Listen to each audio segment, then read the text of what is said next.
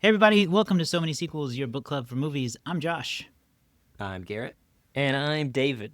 Welcome to week 2 of Disaster Month Mayhem here on So Many Sequels. We're talking about the day after tomorrow today. Or tomorrow, depending on when you're listening to this. Oh, we might have talked about it yesterday. Who knows? I don't The know. conundrum. But that's what we're talking about today. Or tomorrow. Or tomorrow. But subscribe to the show so that no matter what day it is, you can listen to it at SoManySequels.com. You can get videos on YouTube and Spotify and podcasts wherever you get podcasts. Go do that. All right, let's get into the movie. The day after tomorrow, this is Letterboxd logline for it. After paleoclimatologist, which I wonder, is that a real job? That is a real thing. Is it? Is it? Okay. After I wasn't sure. After paleoclimatologist Jack Hall is largely ignored by UN officials when presenting his environmental concerns about the beginning of a new ice age, his research proves true when a superstorm develops, setting off catastrophic natural disasters throughout the world. Trying to get his son Sam, who is trapped in New York City with his friend Laura and others, Jack and his crew must travel to get to Sam before it's too late. I laughed because I thought of Manny and the tiger from Ice Age joining the movie. Mhm. Ice Age. David, how did this movie do in the box office? This was a big movie. This is a big box office Block- hit. So it opened the Memorial Day weekend, May of 2004, May 22nd. It actually, despite having a pretty big opening weekend of $68.7 million, it was the number 2 movie that weekend behind Shrek 2, Another massive movie. which in its second weekend brought in $72.1 million. So unfortunate competition for the day after tomorrow. 2000 what? 4? 2004. There was something in the water. That's all There I can was. say. Number was 3 green, movie too. that weekend, you had Troy starring Brad Pitt with $11.9 million. At number 4, you had the debuting Raising Helen with $10.9. And at number 5, I love that I get to mention this movie. It was Soul Plane with $5.6 million. Soul Plane, infamously an awful movie. Whoa. What a Something- weekend. Something in the water. Something in the Wow. air, I'm telling you. That is, yeah, Yeah, honestly, 2004, That is great, a lineup great, crazy of- year for film. things. In its U.S. like it. run, the day after tomorrow would go on to make $186.7 million in the U.S. Overseas, that's another $365 million for a worldwide total of $552.6 million. All of that against a budget of $125 million. So that's about 4.5 times its budget. It would finish as the number 7 movie of 2004. Number 1 movie of the year was again Shrek 2, followed by Spider-Man 2, The Passion of the Christ, Meet the Fockers, and The Incredibles. So kind of a crazy year that year. This will be our 5th journey to 2004 as a podcast. We've done previously Ocean's 12, Spider-Man 2, Meet the Fockers, and Christmas with the Cranks. So, we're just killing it there, I think. Interestingly, The Day After Tomorrow is one of those movies that's on this really interesting list called Never Number 1. This movie was never number 1 at the box office. It was never, not for a single day was it the number 1 movie at the theaters. And it's an interesting list of movies that top that list. Oppenheimer is the number 1 movie as of 2023 to never make it to number 1, but still had made a lot of money. Then you have Sing, My Big Fat Greek Wedding. Alvin and the Chipmunks 1 and 2 are on that list. Sherlock Holmes, World War Z. Interstellar is number 10 on that list. So it's a very interesting group of movies. There's even more, and I won't go into all of that. But yeah, The Day After Tomorrow, huge box office success, but was never the number 1 movie at the box office for a given weekend. And that's your box office recap for Consistency. Day After Tomorrow. Interesting. Okay. Garrett, you never saw The Day After Tomorrow. We talked about that a little bit ahead of time before the show. Yep. So what were your expectations for this? They were low, bro. Were they? They were low. They were very low. I had no I was very unexcited to visit this for the first time. And truthfully, I get it confused with 2012, which is also a movie I haven't seen. So Directed by I the was, same guy, yeah. but my expectations were not changed either way. But when Dennis Quaid showed up instead of John Cusack, I was confused for about 10 minutes. And I was like, which one is this that I haven't seen that I forgot about? So I had less knowledge of what I thought, so they were Okay. very low, to say the least. Yeah, I'd seen this movie before, but it had been a very, very, very long time. Like maybe I'd seen it in 2004. So I remembered it being fun, but I don't think it was quite as fun as I was remembering it. But like I remember climate change being a big deal, or as we called it back then, global warming. We did not call it climate change yet. And I almost wondered like if this movie played a part in that, because it's all about ice age, the opposite of warming. So I wonder. I don't know. But so anyway, global warming I was is always a expecting misnomer, as it turns out. true, but I was expecting to go back and see more political messaging. I was like, that's what I'm going to look for this time that I wouldn't get as a kid. What kind of global warming messaging is in this movie? And there's some. So my expectations were a little weird, but I don't know. David, this was your pick. So what was your expectations and why did you pick it? My expectations were similarly kind of, middle range. Like I'm not into disaster movies. Like they kind of fill a similar place for me as some horror movies. Like I just have a hard time investing in the people, and so all you're left with then is the spectacle, and sometimes that's not that big a deal. But I remember The Day After Tomorrow very specifically in my memory of 2004. I never saw it, but I just remember all of the hype of like, this is the disaster movie to end all disaster movies, because you had not just one disaster. Like, normally it's like, it's a volcano, it's a big fire, it's a flood. This was tornadoes, floods, blizzards, giant hail, reverse immigration to Mexico. Like it was like, oh, everything is turning upside down. And so it was like in my head, and I've come to understand that Roland Emmerich is like they call him the master disaster because he made films like this in 2012 and Independence Day, and more recently he made Moonfall. So like disaster movies are kind of his, he's considered sort of like the lead in that genre.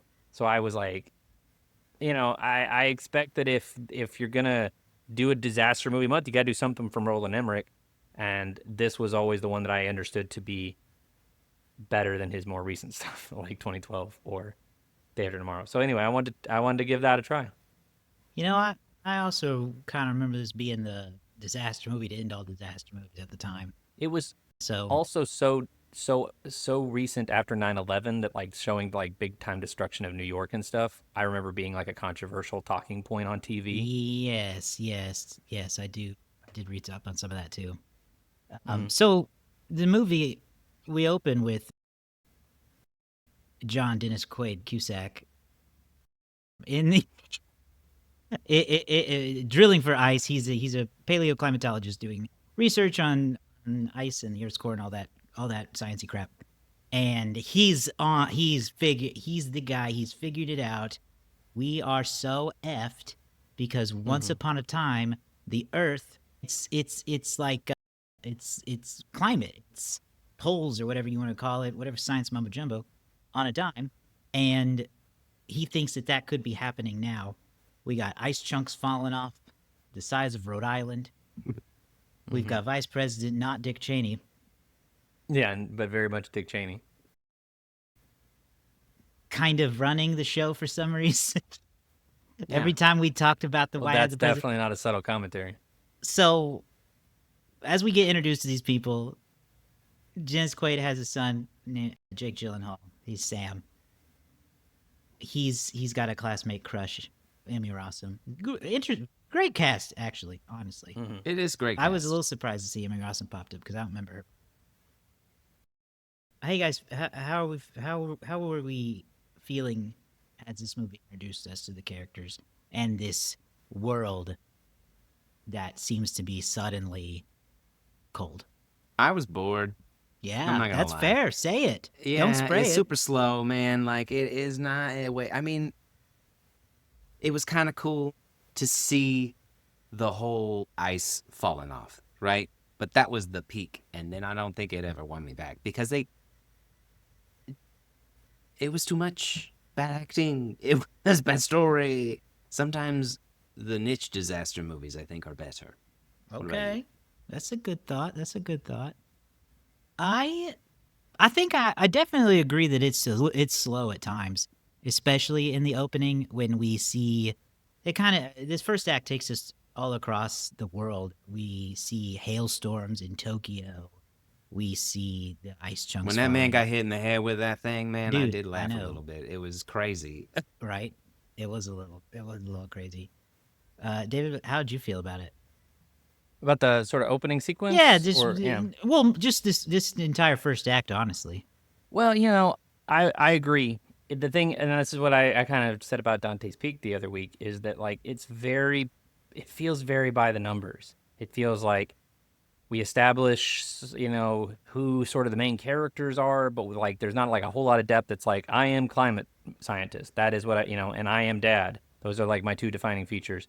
I do think that the movie does, I think, do a good job of representing the difficulty in the climate change debate and the what should we do about climate change? Like, what is the expediency by which we should be be changing our system, and how difficult that is to work against. However, it's also very ham-fisted. Boring. Yeah, and it's Yeah, and sort of interestingly, the character that I ended up actually kind of like liking a little bit, I don't feel like they even get an ending in this movie. And that was the three guys who were hanging out at that one observatory in like Scotland or England or yeah. wherever I they had a were. feeling you were gonna say it was the guys in Scott. Like they don't really get an ending. The last we see them, they're like drinking whiskey, and then they're like, "Well, see you later," but like we don't know Yep. what happened to them. We're led to Um, believe they probably froze to death. but and I will. What I appreciate, if to an extent, is that the movie does kind of start like with action kicking off pretty quickly. As opposed to like Dante's Peak the other week, where you kind of had like an hour of like things are simmering, and it's kind of like we know what's about to happen, and then finally the volcano happens. This was like ice sheet breaking, hailstones falling, things are getting a little bit a little bit wonky, and I was like, okay, well, we're getting at least a little action early on to kind of get things moving. I see what you're saying there. I think where it backfires for me is as we get into Act Two, which is where the a lot of the things that would make sense in a disaster movie start to truly fall apart, which is as it should happen. We see these big superstorm cells are merging all over North America, and now I'm like, okay, we might have too much action for too long, and then it Mm-hmm. gets to where it's like Numbing. kind of like the Godzilla movies where you're like, oh, it's just big monsters fighting for a long time. It's kind of like that with the storms. We have a really long sequence of Los Angeles being destroyed by massive tornadoes. We have a tidal wave of just insane proportions flooding Manhattan to the point where travel is not possible by any way but foot. Mm-hmm. You've got the subways are flooded, the streets are flooded. Did you guys, Garrett? Did you feel that at all? I mean, you're already feeling bored at this point. Nah, it didn't help. Are You there know any why? of any of these scenes were any of them interesting to you? It's tough, man, because listen, I'm not gonna lie, that first act is like if Al Gore made a disaster movie, because that's not what I'm looking for in a disaster movie. I'm not gonna lie, because if this is already going over the top, and so if you're trying to lay down some science stuff and really lean into that aspect, you're not gonna get me super interested right off the gate. And then what didn't help with this stuff is that most of the graphics were bad, man. It couldn't take it seriously. Like they looked really To terrible. agree that they were really bad CG, Yes. which And again, this is my first time, and I'm I've watching seen it by better. myself, so I was What bad like, CGI what? "Ugh." this bad Everything. bad CGI. All of it was bad. Every aspect of the CGI was not good. The wolves, they looked awful. Oh, It was yeah. silly. It made me chuckle. I was like, I can't take it seriously. A little off. So even the moments where they tried to get some action in there, I was like, meh. And that's about Yeah. as excited as I got, especially in this middle act. I got a little worked up over rushing floodwater, trying to get to trying to get out and get into the thing in time. But that's just because I don't like drowning. It spooks me. I have a phobia of things that can kill me. And Unfortunate.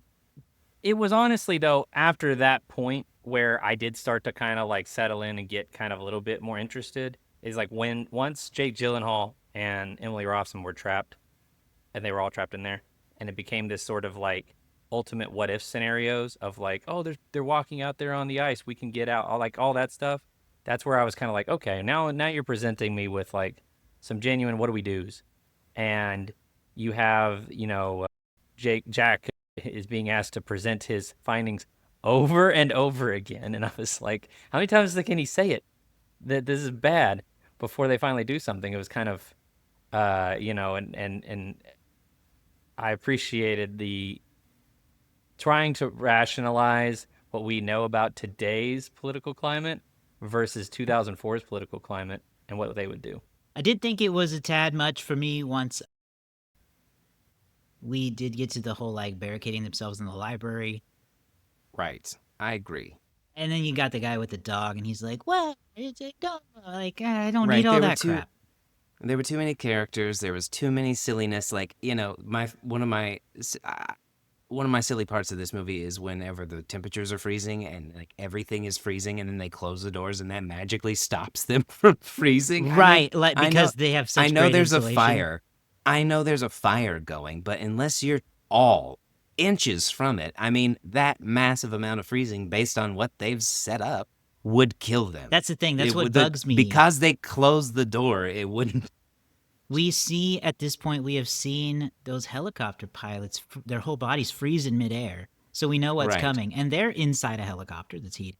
And you're telling me that the New York Public Library is, I mean, I know they hunt ghosts there too, but they also have such great insulation that they can stop negative 150 degrees, which is, I believe, what they said is when fuel freezes or something like that.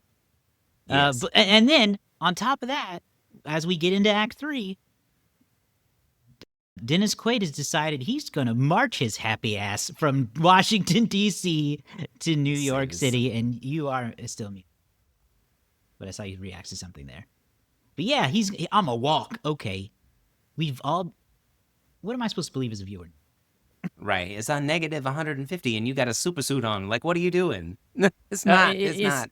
This is always a decision in disaster or these types of movies that baffles me. You're going to walk all the way to New York to get to your son just to call in a helicopter to come rescue him. Like, Yeah. why not just say, hey, you know what? I have a helicopter standing by.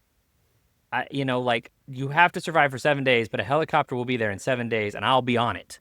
Instead of trudging through when some guy's going to fly there in 2 hours, and get there at the same time you are.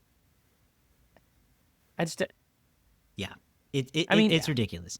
The spectacle of it all was very nice, and it was very like, oh wow, this is such an extreme scenario. Well, it makes But, sense like, it's just- in regard to the entire resolution of the movie that we're getting into here with Act 3, which is that it just kind of ends. Everything Yeah. just kind of Oh, the storms dissipate. Everyone Yeah. has marched across the southern border into Mexico, and now President Dick Cheney is like, "Thank you. Yeah. I know Third we've world hated you countries. forever, but how nice of you to let us in now." Yeah, no, there's two things about this movie that really don't work. One is it is impossible to track how much time is going by. They Yeah. keep talking about like, oh, this is going to take like a week. And like then like you'll see characters, they'll have a scene, and then the next scene it almost implies that it's been like a full day since the last time they've been in this, since we've been with these characters. The president, when he leaves, not President Bush, when he leaves, they're like, sir, we have to go. We can't wait any longer. He looks at the Oval Office, walks out the door. The next scene, not 3 minutes later, they walk up to not Dick Cheney and go, the president's motorcade didn't make it. They died. And I was like, they just died off screen 3 minutes after we last saw them? That, like, The president? how much time has gone by? Like, it's there's no rhyme or reason to it. It would take, Dennis Quaid and his friend at least a day with no snow to walk from Philadelphia to New York. And they don't even have landmarks that they can see by. So anyway, it's the science of this movie is, and I did some Absolutely research on this in terms of like what a lot of climatologists said about the movie. The science of the movie is so poor or mediocre that like it kind of hurts the political statement that I think Roland wants to make, because it's like you have to like manipulate the figure so much that it's like weakening your argument. And Yeah. so it just doesn't, I don't know, it's not as, I don't think it's as biting as it wants to be of the '04 era Bush Cheney administration as it clearly wants to be. Yeah, I agree. And not to say that I disagree with criticizing them over climate change stances. I'm just saying, could have No, done I better. do think the movies like this probably did more harm than good in the long run, in terms of bringing attention to climate change issue. But that's for somebody else to solve. I don't think The Day After Tomorrow was ever going to do it. Let's get into our final reviews and ratings for this. Garrett, would you like to go first? I'm sure you're going to give it a glowing star count. Yeah, star is correct. I Oh, think wow. I will give it 1. This is my first Wow. time seeing it. I could easily see this falling into the 1.5 category at some point in time, where I too watch it with a group of people who were also ragging on it. That would be fun, and I could see how that would be entertaining because this was a fun conversation. But no, watching it by myself for the first time, 1 star. Okay, wow. This is like an inverse of the Dante's Peak conversation is. we had last week, too. David, what's yours?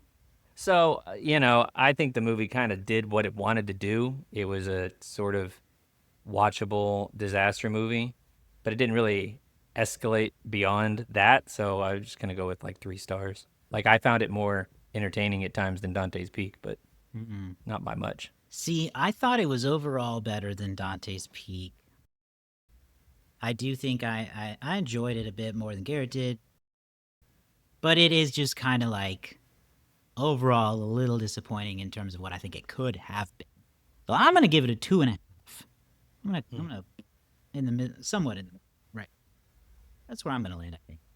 Let's see what our friends at Letterboxd think about this movie while we consider our guesses for the score. There's a lot of references to Jake Gyllenhaal. Yeah, I'm a little I'm sure overwhelmed, there's a lot of actually. Taylor Swift based references. no. 2.5 stars. I can't believe Jake Gyllenhaal ended global warming. 3 stars. Me That's not what whenever happens in Jake the movie. Gyllenhaal wasn't on screen. Who cares? 3 stars. Jake Gyllenhaal will stop global warming. That's not what happens in the movie. 2 stars. Jake survives because he's too hot and the ice couldn't freeze him. And then finally, 3 stars. The most popular review on Letterboxd. I will stop climate change with my bare hands to protect Jake Gyllenhaal.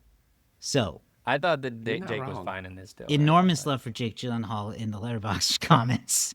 Not But as much. Not so as much good for as the I thought movie, it'd be. though. No, not for the movie, though. So what do you guys think? Who's going first? Is it It's me. It's Garrett? That's Garrett. right. Garrett. 1 Garrett's star, on such a 1 drought. win. So is this, and I think it is going to be low. I'm going to go with a 2.4. Okay. Okay, and then Josh, you and I are tied right now. So, you won last week. That's true. Then go ahead. So then I'll go first, I guess. I'm gonna guess it's like a 3.1. 3.1. 3.1. Okay. Gosh, I cannot go higher than. I'm gonna guess it's like 2.6. I think. I'll go between you guys. Okay. The winner. No direct hit this week, but we do have someone who is close by 0.1, and that is David. This is a 3.0, a perfect 3.0 on Letterboxd, Wow. Right on the mid. which is you don't see. I mean, I don't feel like we see a lot of 0.0s, but yeah, Letterboxd thinks it's good enough, Just enough. just enough. So, I looked it up already. No review by Paddington. oh darn, Paddington, go see this movie. That's going to be it for us. We will be back next week with our next movie, which is going to be my pick, Armageddon. Very excited about that. So stay tuned. Check out SoManySequels.com. Subscribe to our YouTube channel to get the video. And Spotify also has the video. And you can get the podcast wherever you get podcasts from. You can also follow us on Instagram, Facebook, TikTok, and Threads. Just search at So Many Sequels Pod for those. Let us know your favorite disaster movies. We would love to hear from you. Again, SoManySequels.com. We'll see you guys next time. Or we'll see you the day after tomorrow. Oh, we'll see you the day after tomorrow.